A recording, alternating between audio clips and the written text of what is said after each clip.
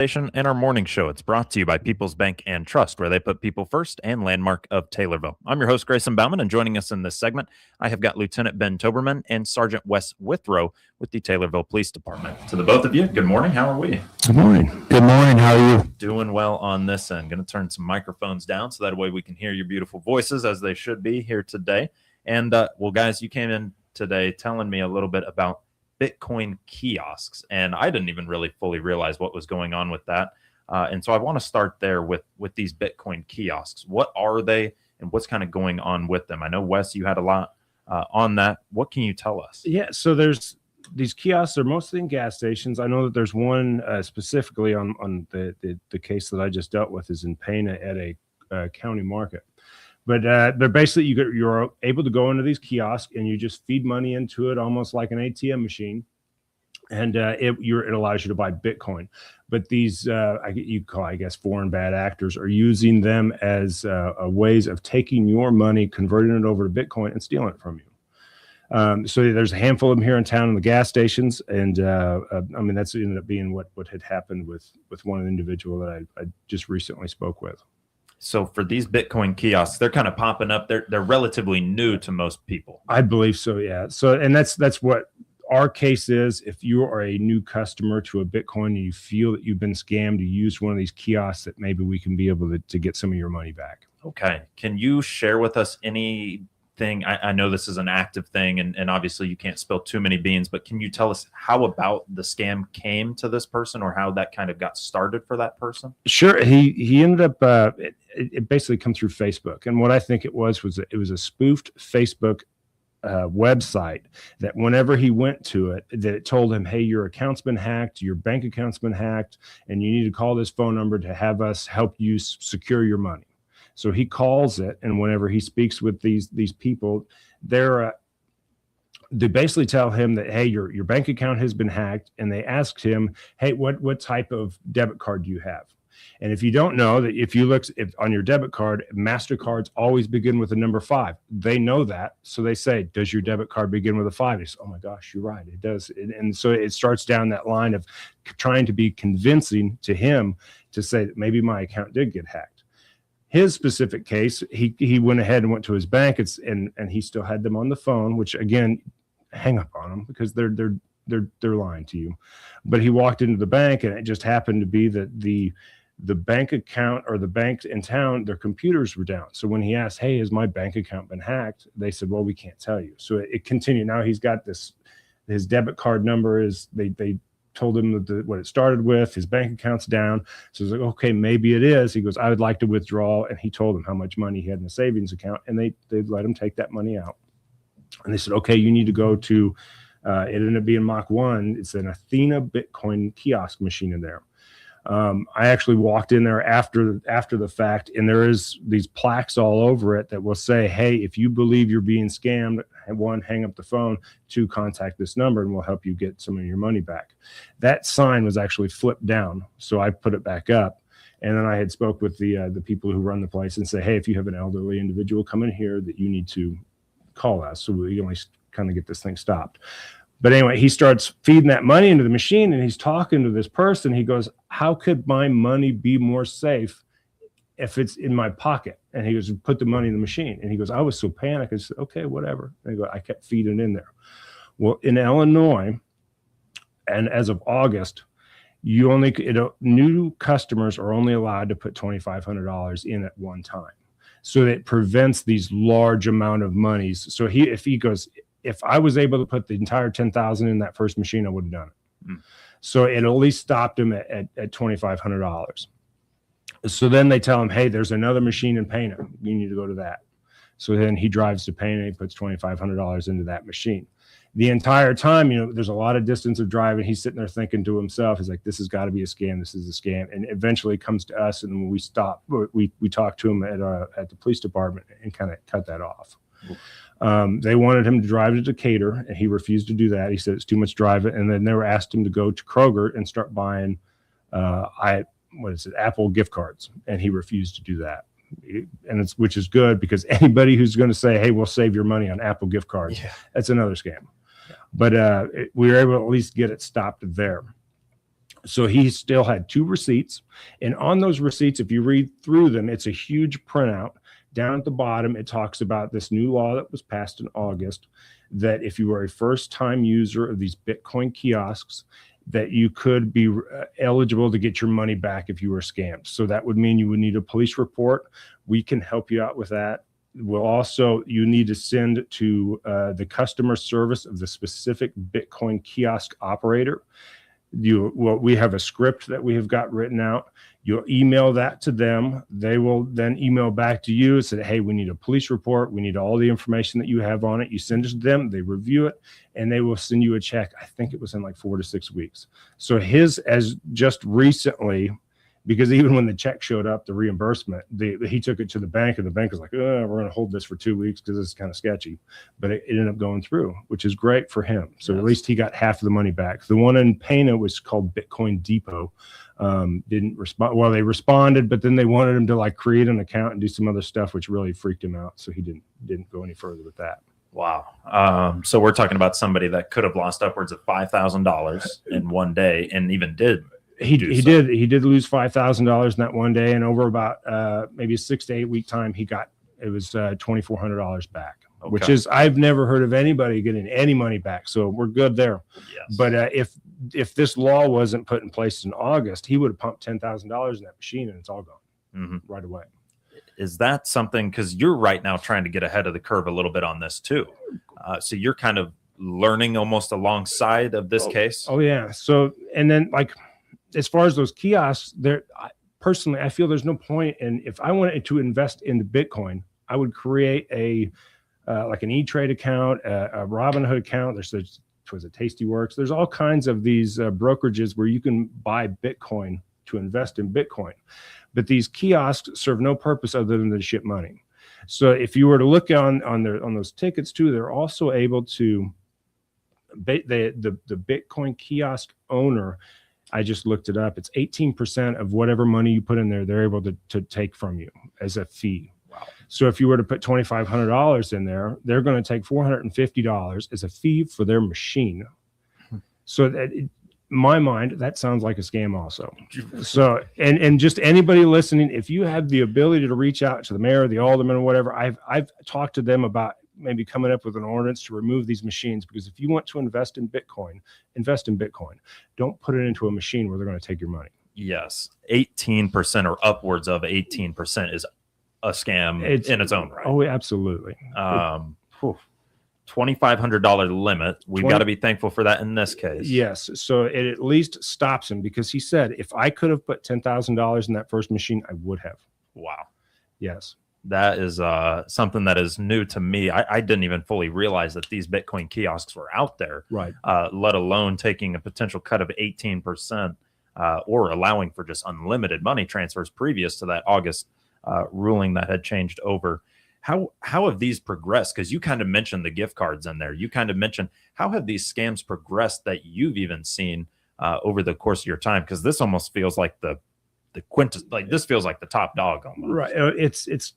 I mean, this is this guy's entire job. Wherever he's at, his entire day is revolved around trying to trick people into sending him money. So even if you're listening, you've been scammed, or this is their job. If you have one experience talking to one scammer, it lasts maybe 20 minutes. This is his life. 80 hours, a pay period, whatever you want to call it, however they're doing it. This is their existence. So they try to figure out ways of convincing you to go and put your money in there and shipping it to them. Now, Lieutenant Tobrin he was talking briefly about some of the stuff that he has dealt with, and it is the gift cards is one of them. There was one, it's been a couple of years ago, but we had a gentleman who received an email that said that he had basically like won the publisher clearinghouse thing, but he goes, but you first got to pay the taxes on it. And he had sent a significant amount of money overseas. And that's just, it's kind of evolved from that, because most people, those emails that they would be fishing for a response from, for like Publishers Clearinghouse, get now sent to spam and deleted, and nobody sees them anymore. So now they're just trying to, like the Facebook, everybody uses, well, the older community now uses Facebook a lot. So this was how it was able to trick him. Well, and that's kind of a concern for me when you think about AI right now too, and the videos that are coming out for ads or the voices that come with them and that are claiming the product is this, that, or the other. I really do fear that scams are only going to continue to climb. They're going to get better. And when you come to something like Bitcoin, where I know it gets pretty discreet, it's pretty confidential when it comes to sending and where that money actually ends up at, I can imagine it's fairly hard to track even too. For us, we could get into larger agencies. So like as far as the guy who it's like the Publishers Clearinghouse one, I went to his house. I spoke with him. I told him, I believe you're being scammed. He had actually gone through every bank in town, and all the banks in town had told him he was being scammed. It eventually, we sent my report off to the Attorney General's office. The Secret Service eventually came in and sat down, and that's what convinced him to finally stop sending money. And it was hundreds of thousands. Wow, I can't even imagine, considering I've not even been around hundreds of thousands of dollars. It's incredible. Yes. But as you mentioned, this is their job, this is their livelihood, and these people will stop at nothing to take from whoever, and they find the most predatory ways of doing so. And this to me sounds certainly like one of those. Anything else from you, Sergeant Withrow, on these Bitcoin kiosks or anything like that before we take ourselves a break and talk with Lieutenant Toberman? No, the main thing is, if you have the means, or if you believe like I do, go ahead and reach out to the alderman and the mayor, and we could see about getting these things removed. If you're maybe listening and you're from Edinburgh or Pana, the further away from these kiosks we can get from us, like for him, he wouldn't drive to Decatur. So how many people wouldn't drive further than that to then give their own money away? So reach out to as many of your local officials as you can, get these machines out of it. There's no point to these machines. If you want to invest in Bitcoin through a reputable dealer. Well, this is certainly not a good deal, but an interesting deal to have brought to the table here today. Yeah. So I definitely want to thank you for doing so. Again, those Bitcoin kiosks, something to really, really, really think twice about when it comes to those, and apparently popping up as fast as some of those gaming things that have as well. Well, Sergeant Withrow, thank you for telling us a little bit about that. We'll join Lieutenant Ben Toberman just after the break to tell us about Crime Stoppers and what is going on their end of things as well. You're listening to WTIM, your information station.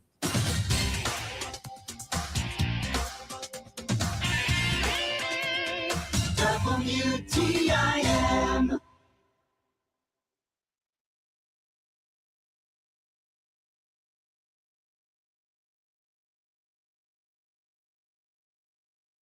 WTIM mobile app, sponsored by your Taylorville McDonald's Restaurant, Advanced Title Group, CNB Bank and Trust, and Taylorville Memorial Hospital. Purple and gold are coming your way.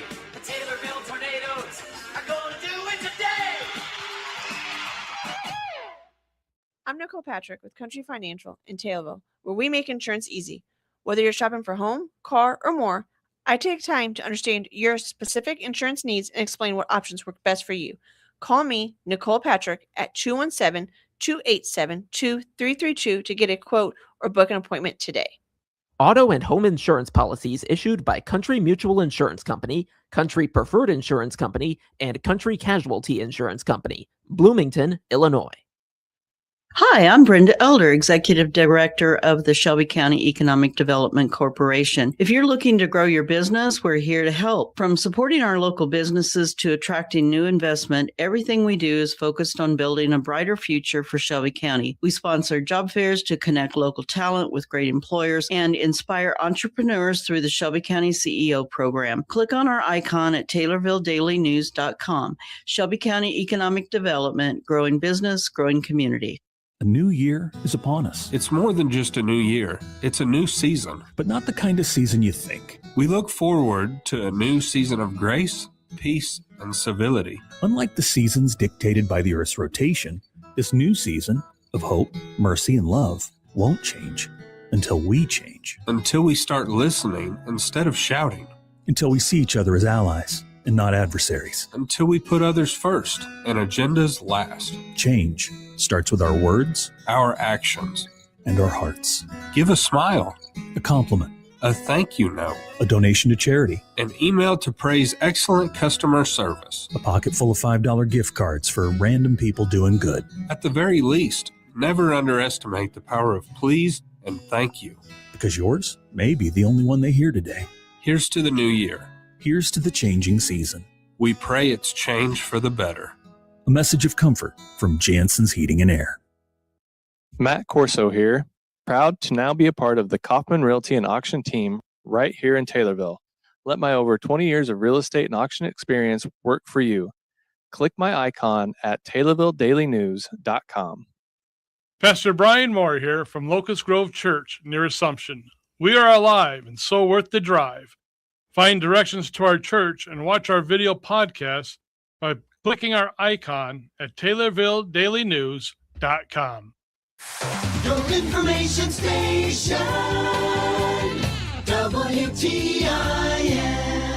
And we're back with the WTIM Morning Show here on your information station and brought to you by People's Bank and Trust, where they put people first and landmark of Taylorville. I'm your host, Grayson Bauman, and joining us in this segment, we've got Lieutenant Ben Toberman and Sergeant Wes Withrow with the Taylorville Police Department. We were just talking about Bitcoin kiosks and the scams that are associated with those. We want to turn our attention now to Crime Stoppers. And my first question to you, Lieutenant Toberman, how did Christian County Crime Stoppers kind of come to be, and what kind of background would you share with us?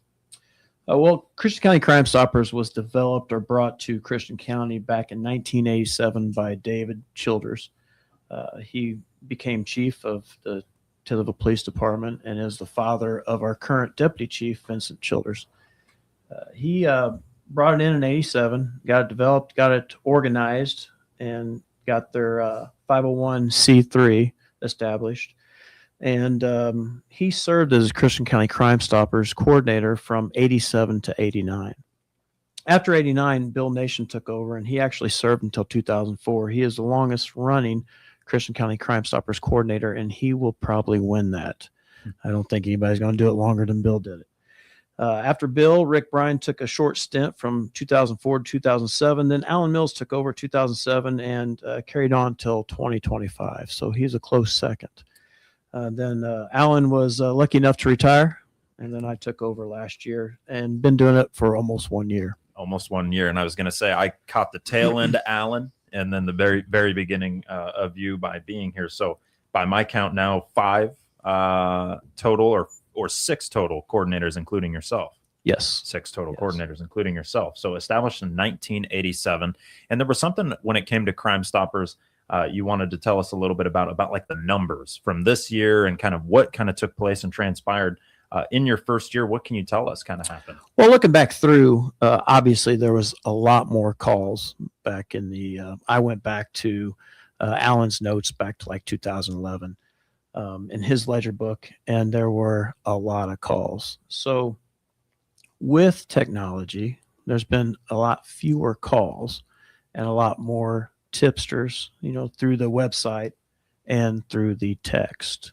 To date, we had 58 reports, 24 numbers were given out, or 24 identification numbers were given out, and right at $1,350 has been paid out this year. 1350, 58 reports, 24, you said identification pieces like. Yeah. So once you call in with a tip or you give a tip, I will either send a message back saying, your information has been provided to the agency that's investigating this case, and here's your identification number. We want to remain anonymous. We don't want anybody to have to give their identification or their name. I mean, that's what Crime Stoppers are there for. So they go by that number, and that's their identification. And that's their personal identification. That number is never used again. Gotcha. Okay. Interesting. 58 reports, 6 total coordinators established in 1987. And over $1,300 having been given back out to the community for their information. Yes. And since 87, there has been over 600 crimes solved and over $700,000 of stolen property recovered or drugs recovered. Wow. Yeah, so it has made an impact on this community. Sure. And Lieutenant Toberman, unfortunately, we're just about out of time, but what's the best way to get a hold of Crime Stoppers? Oh, the best way is to go ahead and listen to the Crime of the Week here on the radio station, and then call the 9100 number or the tipsters, or send a text. Okay. Okay. Well, to the both of you, thank you for joining me here today. It was a pleasure, and definitely learned a little bit on this end about some things I've already been a part of, and certainly something that I don't know much about. So thank you to the both of you. Thank you. Thank you. Absolutely. Sergeant Wes Withrow, Lieutenant Ben Toberman with the Taylorville Police Department joining us here on the WTIM Morning Show.